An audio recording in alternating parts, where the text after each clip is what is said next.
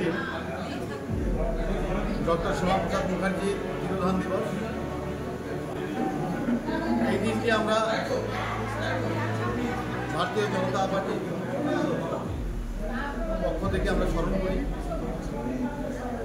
আর যাকে কেন্দ্র করে আজকে ভারতীয় জনতা পার্টি, তিনি এই বাংলা তথা পশ্চিমবঙ্গকে যিনি রক্ষা করেছিলেন, সেই মহাপুরুষ ডক্টর শ্যামাপ্রসাদ মুখার্জির তিরোধান দিবস আমরা আজকে উদযাপন করলাম।